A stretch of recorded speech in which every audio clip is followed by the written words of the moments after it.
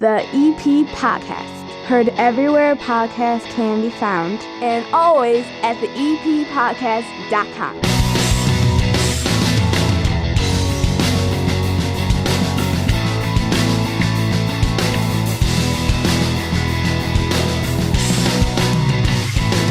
We're doing our monthly hangout with Frank Murray from the Evergreen Park Public Library over at Spoken Vine. You're going to find out how to win fabulous prizes and become Frank's boss in real life. No joke.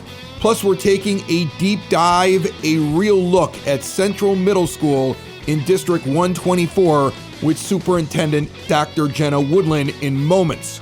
It's all brought to you by the First National Bank of Evergreen Park, who invest in this community because they love the EP. That's why they give you free ATMs nationwide. Doesn't matter which ATM you use, whatever the fee is, they just put the money back in, they make it free.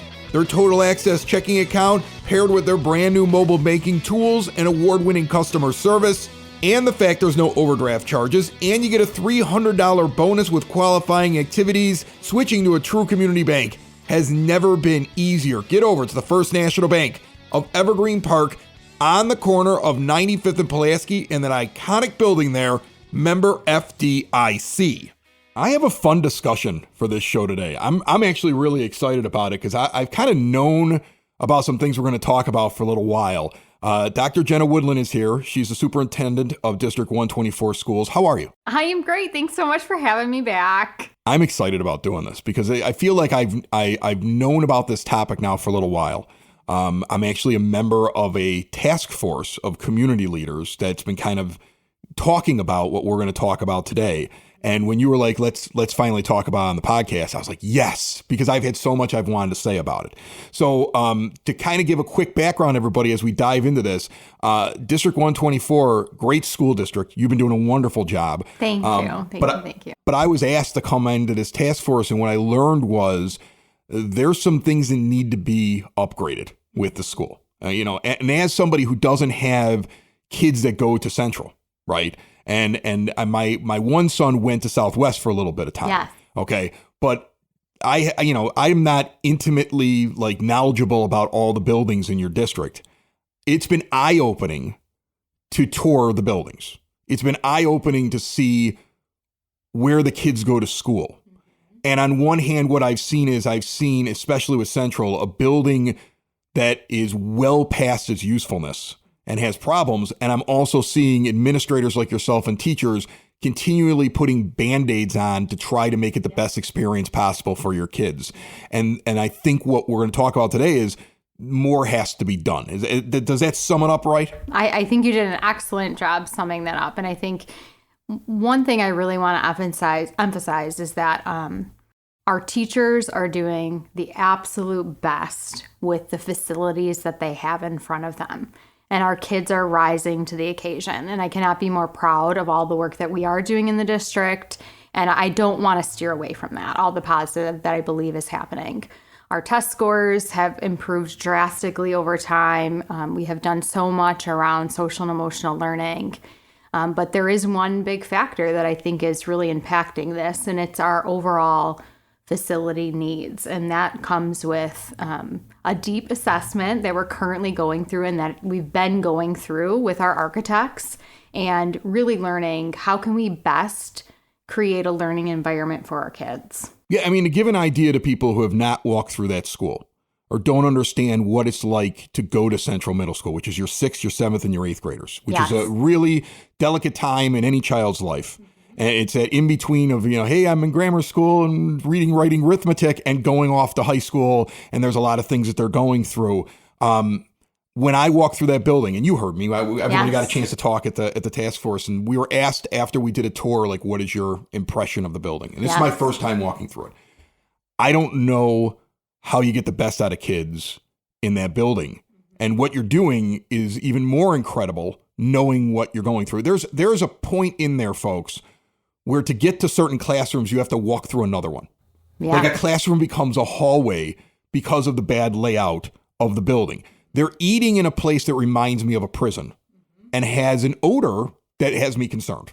But the thing that was most striking, and I think I brought this up when we were all talking about our impressions of it, the hallways are not conducive to the amount of kids that you have. Exactly. Your doors open outwards, your lockers are there, and your space bottlenecks in the hallways. So what you have, and it's amazing that you are able to do what you're able to do with these kids, you have points in the building where there are more kids in their space as they're moving through your hallways. They get bottlenecked and pushed into each other naturally by the way that the hallways kind of get smaller as you walk down them. Yeah. And I think my comment was, when I went to school, if that happened and I bumped into somebody, all of a sudden there'd be a fight. Exactly. Or you'd be pushing. And you then see that the building itself almost encourages conflict and makes it very hard. You can imagine kids going through there and almost with their head down, just trying to survive, moving from third to fourth period. That was the thing that stuck out to me the most. Yes. So I think it's important to note that in 27, Central Middle School will be 100 years old. It's crazy. And when you describe the building, which you did fabulously, it is just the overall layout of a building that is really, truly impacting the behaviors of our children. And we all know middle school environments, being an adolescent alone, it's awkward enough as it is. And so having an environment where kids can really explore and learn and have positive peer interactions is really what we're looking to do.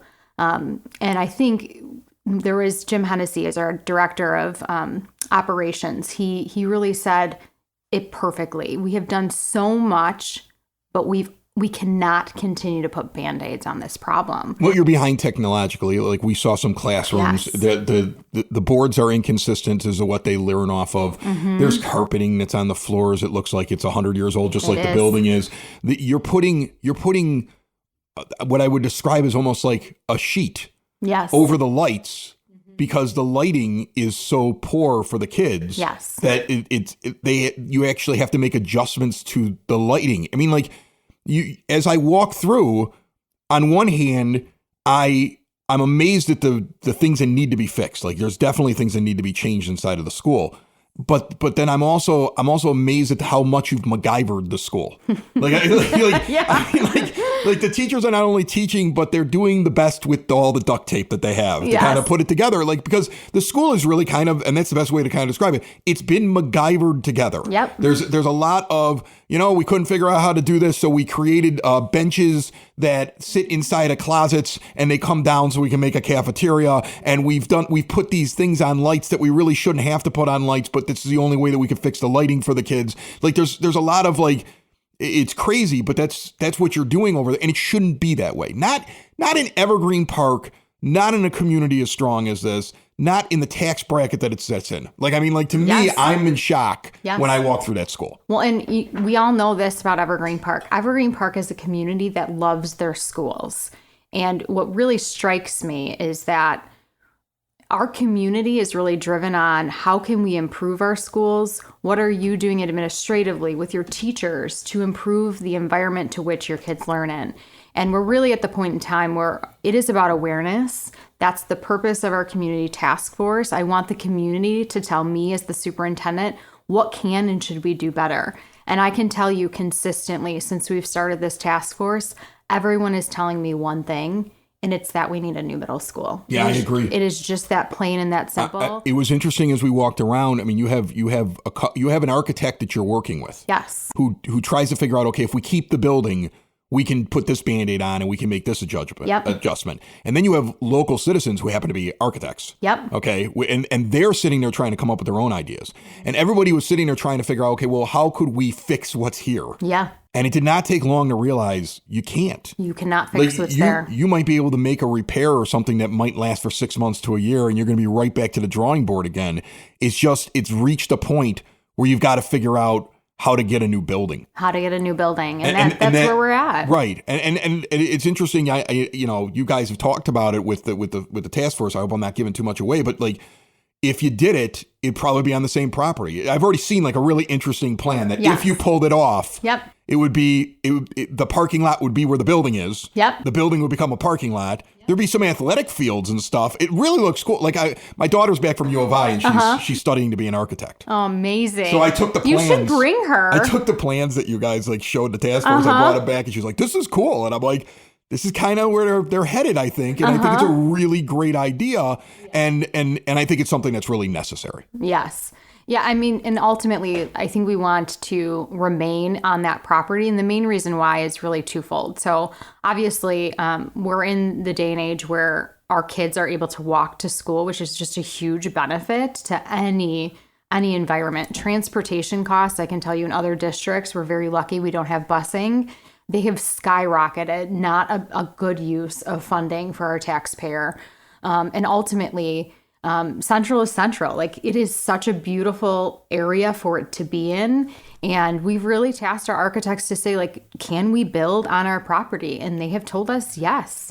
And so why move the facility when we have the opportunity to continue in that space that we have existing, and then we don't have to buy any other land? And we all know Evergreen Park, it's landlocked. Like, there is no land available. There's nowhere else you could probably go. And the thing is, the need for a new building, it was interesting that, I don't know if you told the story or somebody else told it the last time we all had the meeting, that there's another school district that, like, they were like, hey, we probably need a new building. And they didn't move quick enough on it. And the roof came in. Yep, Lockport. And I can imagine that. I'm sorry, I don't want to make anybody nervous. I can see that could happen probably in the next 5 years at that school. That school is starting to get older. And so that's a really great point that you bring up. So it was Lockport High School. It was their freshman center. That building was only 114 years old. Yeah, and you're getting close. We're at 100 years old. Yeah. I mean, it's just pure logic when you think about it. Like, when things get old, you have to replace things. And then the kids had to be bussed out of town to go to school, right? Out of town using taxpayer dollars to transport kids from Lockport to Lincoln Way for a majority of that school year. And I am going to scare people when I say this, but kids were in that building when that ceiling collapsed. Yeah. I mean, that's concerning. And I'm not saying, like, we would never put kids in our environment knowing if you have an architect that works for very closely, and so he comes through and looks at the building. Yes. You know it's structurally sound right now.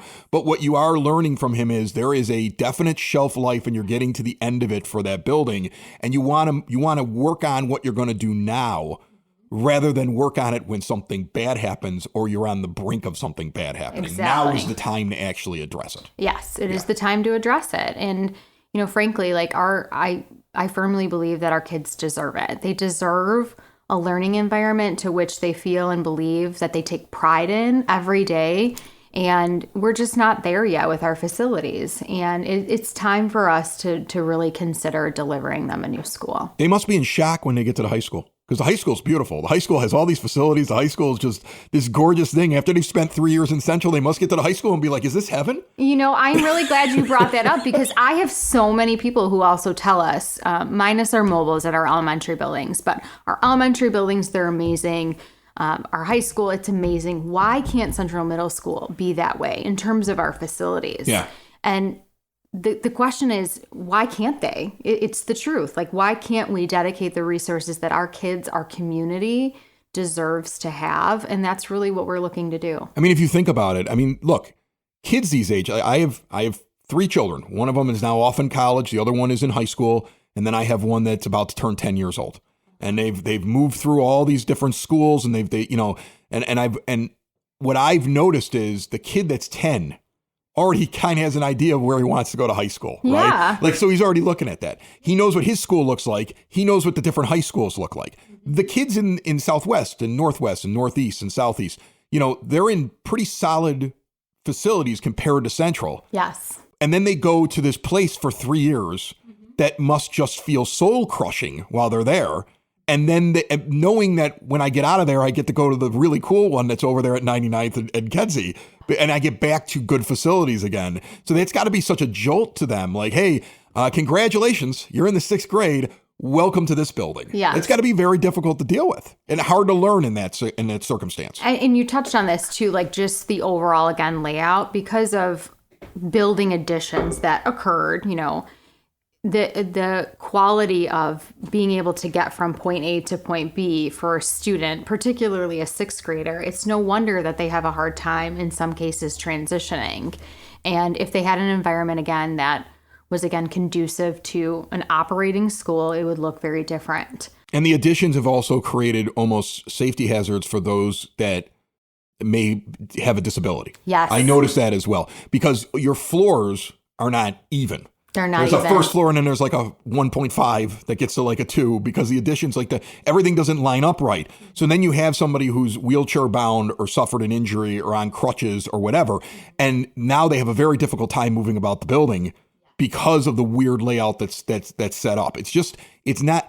I keep going back to it, and I don't want to harp on it, but as I walk through the hallway, I kept saying, this building's almost set up to bring down the morale of those that are in it. Yes.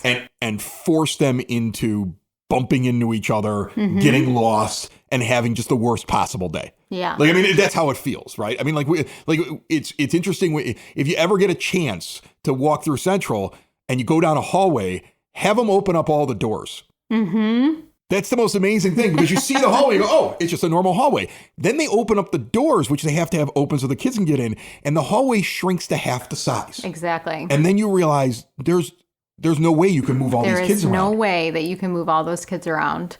I am really glad, though, you brought up accessibility. And in terms of like a child with disability, or even a child who, had an accident and is now on crutches, accessibility is a large concern that we've always had. We have one operating elevator in the building. However, it's older. Which you asked me if I wanted to get in. I said, no, I'm not getting in there. Yeah, exactly. My mind said, I'll get trapped in there. Yes, exactly. That's how I felt. It's just not inviting, not an inviting elevator. I was like, I might get in that elevator and be trapped in Central for a week. Like, I'm not getting in that elevator. Yeah. Yeah. And then obviously, like in the event of emergency and school safety, it should be our number one concern every day. And when we think about a child who has particular needs getting out in the event of a fire, we really have to think about those things. And there are times, in the event a child was on the bottom floor in order to be properly removed from the building during a fire, during an emergency.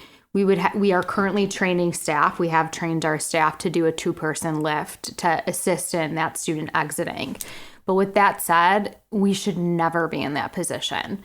And that just comes with today's world, updated technology, updated safety means, and frankly, new is just better. And we want to be able to deliver the safest school in Illinois to our community. Well, and I think the thing that I've learned going through this with you and the other people that are on the task force, which I thought it was very nice that you asked me. Every time I tell somebody I'm on the task force, they go, why'd they put you on there? I said, I don't know. I guess I'm a community leader because I do a podcast. You are. And then I laugh. And they laugh. And we're like, you're not that important. I'm like, no, I'm not. But I think it was nice of you to invite me. Of course. But I sit on this panel with all these really important people, and I'm like, I don't even want to talk.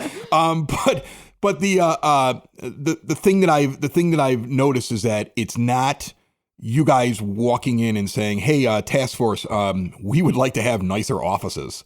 Like, I want to have like the coolest carpeting in the world. You're really asking for the basics. Like that's kind of what you're trying to figure out. How do we do this in the best way possible to get the basics and the need things, the necessary things, not you're not looking for the Cadillac. You're just looking for the car that works. Yes. And exactly. because right now you're driving a junker. Yeah. And that's the easiest way to kind of describe it. And I hope that as you go through this process, and I think it's been suggested, that Central becomes available for people who may not have seen it to walk through and see it. Because you have to see this, folks. If you walked through this building, you'd be like, oh dear God, we're sending kids in here? Like, that's how you would feel. Yeah, and I will tell you, we created an email, tours@d124.org. So anyone who wants to take a tour of the middle school, I will make sure that happens at any time, or any of our facilities for that matter. And it really is because I do believe we need to get people in there. Yeah. We intend to do video footage as well. If you're not interested, that will be coming in the near fall. And many photos for people to see what our building's current reality is, because it is our current reality. Do you have a scratch and sniff so we can get the smell from the basement? Oh yeah, that would be ideal. If only we had that. It would. You want to know what it smells like in the basement? Just scratch this in here. Yes, exactly.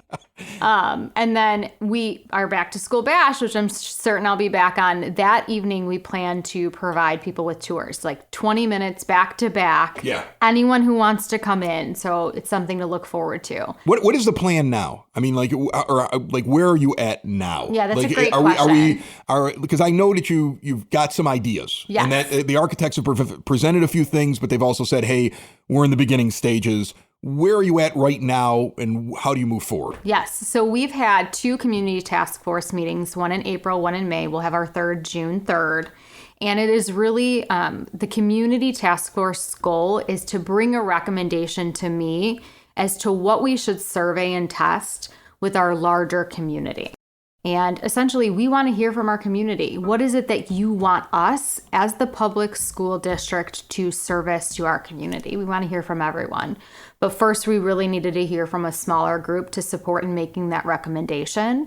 And ultimately, it will be the board's decision come December in terms of what our longer term plans are. Yeah, but I feel like we've talked. Yeah. You understand this. I get it. I do. think everybody gets it. Like this. Everyone who's been on the task force, genuinely has said to me, "There's got to be 50 people on it." School. There's 50 people who have all independently told you, you Yes. need a new school. Yep. Like that needs to be something needs to be done there. You know, and everybody at first was like, "Okay, well, what if we had the coat of paint here? We do this." Then we realized that is not going to work. Yeah, it's exactly true. But I just want to emphasize too again that. My door is always open. My phone line is always open. If any community member would like to speak to me directly, I'm happy to speak with them about process. They are invited to attend if they'd like to attend. And feedback to us right now is important. And we want to hear from our community as a whole. All right, Dr. Jenna Woodland, I'm sure we'll talk about this more in the future. I love the fact that you came in and talked about it because it's been one of those things where I'm going to these task force things and I'm like, I really want to talk about this on the podcast. Like when I did the Tour Central, I almost just went rogue and went on the show. I was like, folks, Central's a disaster. This. Like yeah. I was like, you gotta see this thing. Yeah. But I was like, it's not fair to her. I'll wait until we get a chance to talk about it. We get into the process a little bit. But it's definitely something that people have to know about, even if you don't have a kid going to the school. You know, good schools build strong communities, and they make your house and your residents more valuable. If things are running smoothly and there's good facilities and good schools and it makes good kids who are walking around your neighborhood. So we'll keep everybody updated on it. Thanks for stopping by. Yes, thank you so much for having me. I really appreciate it. Building relationships, supporting the community, and service. These are the things that Country Financial stands for. They're more than just an office you may pass by as you drive through Evergreen Park. They're neighbors who lend a helping hand and support the fabric of your community, including charitable organizations, sports, financial education, and civic organizations. And since Country is already your neighbor, they want to get together and chat. Call your local Country Financial representative, Mike Thauer, today at 708-425-1559 to talk about the things that are important to you and how he can help you protect them.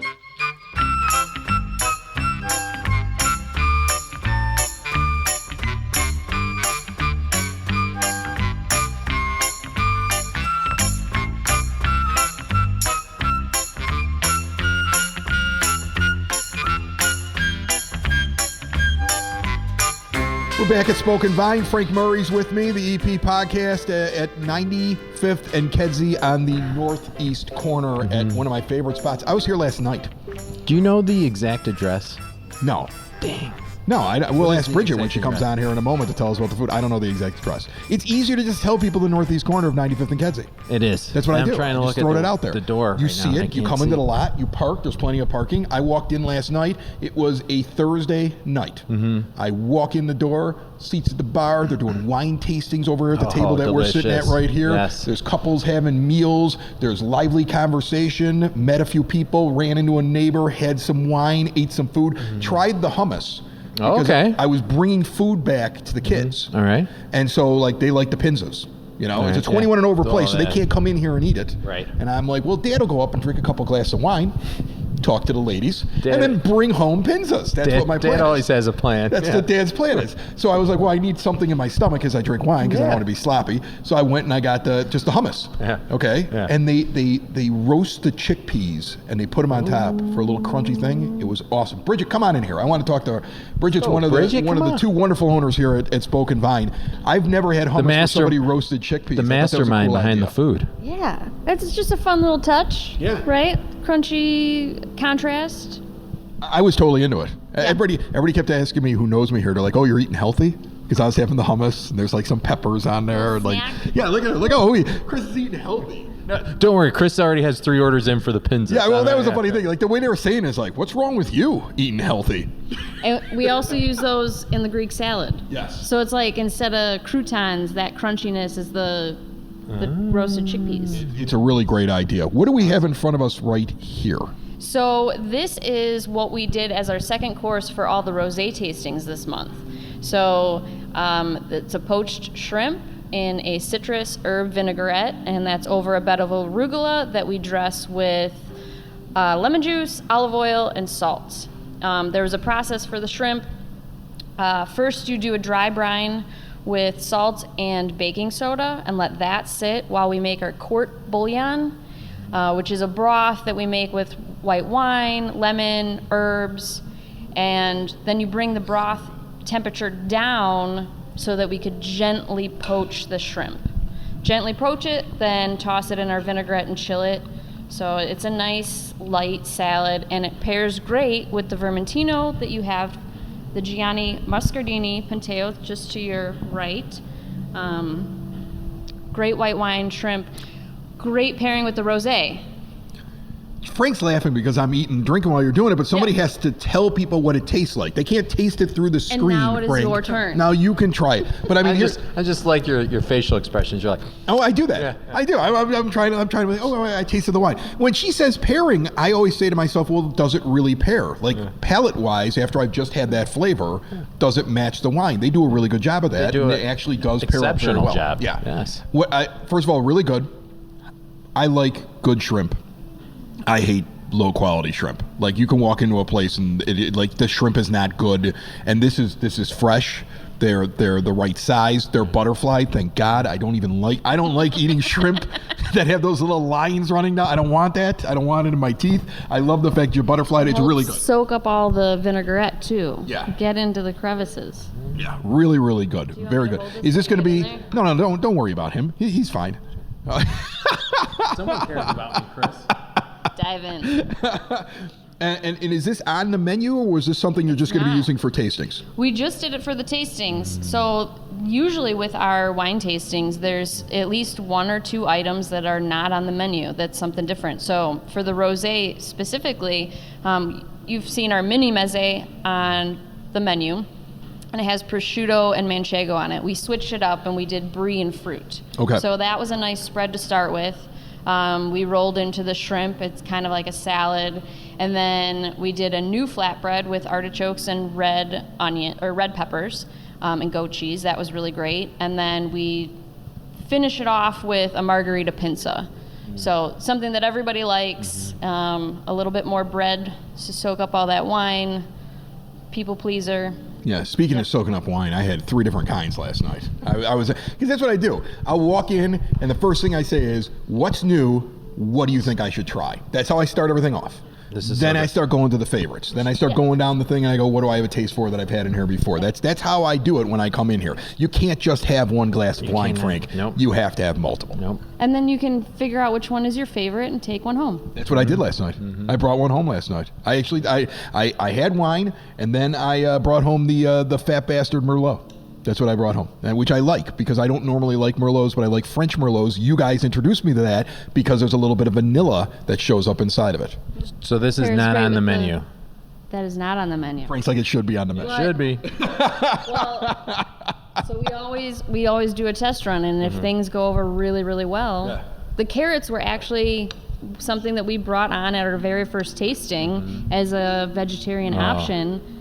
And it was like, oh, these are going on the menu. Everybody loved them, and they're still one of our top sellers. One second you're trying something out. Next second, Frank Murray's telling you he likes it. Now it's on the menu. It's called Murray Shrimp. Murray Shrimp. There we go. I was going to say, the only time I eat my carrots is when I come here.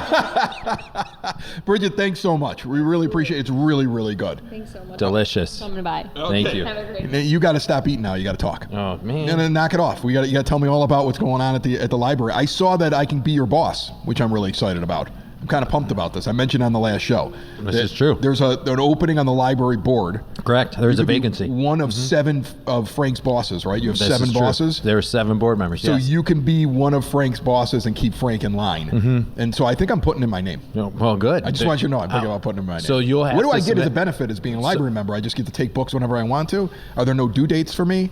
Are there no fines?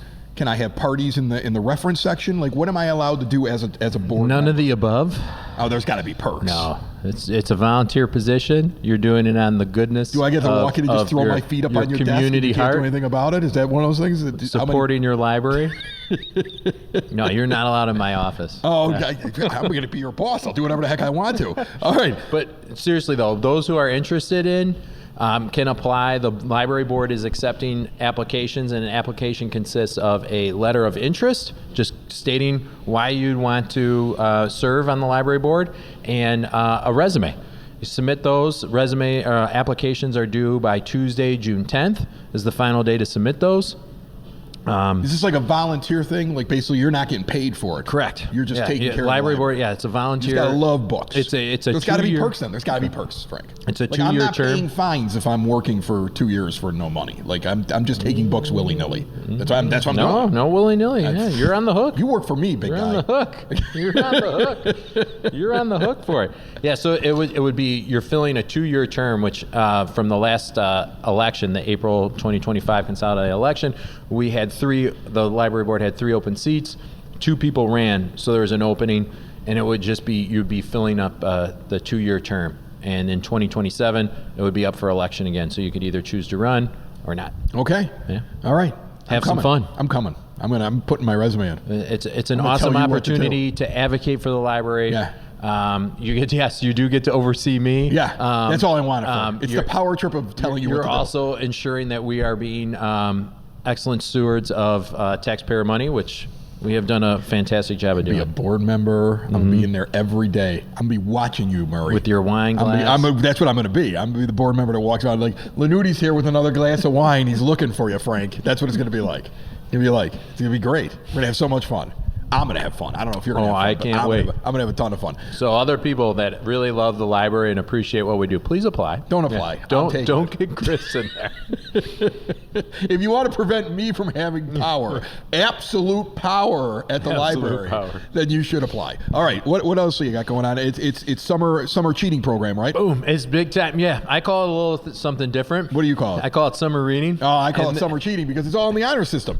Go read a book, and then you just write down on a piece of paper how long you read for, and you get prizes. Or don't read a book, and then just write down how much you supposedly read for, and get prizes. Yes. Yeah.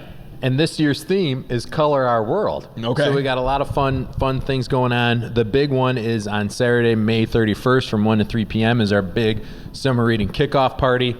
We are having a petting zoo. We're having a foam party. There will be the Evergreen Park Community High School Color Guard will be performing. We'll have a bubble station where you can create all sorts of fun, amazing experiments with bubbles. There will be a water balloon toss. And we also have Culver's.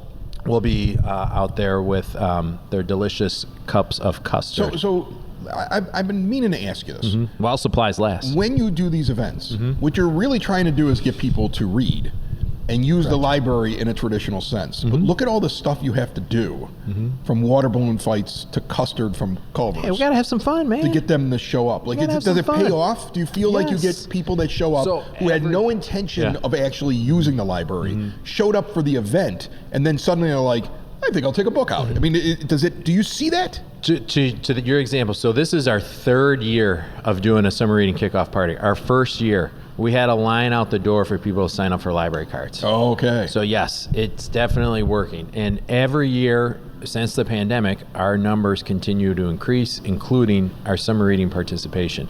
For example, just in one specific demographic, teens. 2 years ago, we had about 60-some teens that signed up to participate in summer reading. And then this past year, we had just over 100. All right. So almost doubled the amount of participation with it. So we are seeing a definite improvement. Excellent And answer that's to what that we're trying to question. get at. That's the kind of questions I'll be asking when I'm your boss. As a board member. Great. Do we really need the water balloons, Frank? Are you getting results for this? And you're like, yes, I'm getting results for it. See, I'm already kind of a natural at keeping you in check. There you go. You are. It'll just be like the EP podcast every second Wednesday of the month. How long does the summer reading program go for? Yeah. Run down all the details. Yeah, so summer reading program's going from June 1st all the way through July 31st. And just like in years past, every 100 minutes you read gets you some incentives and an entry into the grand prize raffle. The goal is to get everybody to read 600 minutes. If you go over 600 minutes, you get another entry into the grand prize raffle drawings. In each age group, youth, teen, and adults. Yes, Chris, adults too can participate. That's our most common question. Or, we're just here to sign the kids up. Well, adults can participate too. Adults can fill in whatever they think Frank will buy as to how much they read. True. And then we quiz you. Oh, that's fine. Yeah, I'm just going to pick books that I read before. I know how to get around you. We get you in front of I know how to get around you. I'm going to sit down and write down books that I've already read. Okay. But a long time ago. I'm going to act like I read them. I'm going to fill in all these extra minutes. I'm going to take all your prizes. And when you quiz me, I'll be like, yeah, I know what happened in that book because I read it 20 years ago. All right. Challenge accepted. I'm just saying. Let's see. Yeah. I've figured out how to blow your whole plan up. All right? Kids that are listening. Yeah. What you should do is you should read. You should be honest. And you should get the fabulous prizes for reading. Correct. But you 100%. could also do it my way. I'm just saying. Where does that get you? It gets you prizes. It gets you... What kind of prizes do you get? On a podcast. What kind of prizes do you get? Awesome. So we have all sorts of prizes. I can run through... I just want to know what I get kids. for cheating. You? As the adults? Yeah, as an adult. What am I getting? Gift cards, right? Yeah, there's a lot of different gift cards, including a gift card right here to Spoken Vine. See? There we go. We have a Bookies gift card. We've got a Blick Arts Materials gift card. There's a 40-ounce Stanley tumbler. There's an Open Outcry gift card. And a really cool family 4-pack of tickets and stuff to the Windy City Thunderbolts game. Okay. And there's also some free classes, Pilates classes at Core Fitness. That's awesome. Along with and the kids are getting bag. like candy bars and like little The kids little are prizes, getting right? like a whole bunch of stuff. Their grand prizes are Nerf guns, Lego sets, Really? Steam kits. For reading? For reading, yes. These are the grand prizes. So they have to complete those 600 minutes, get those entries so they can hopefully get better odds of getting selected for the prize that they want. And if for some reason you don't give away all the prizes, then the library board gets the leftover prizes, right? I'm just trying to find the perk for doing this. Don't worry, you won't be appointed by then. But I will be appointed, Frank. You know it's coming. Okay. It's the EP Podcast. All things Evergreen Park. It's the EP Podcast. Evergreen Park.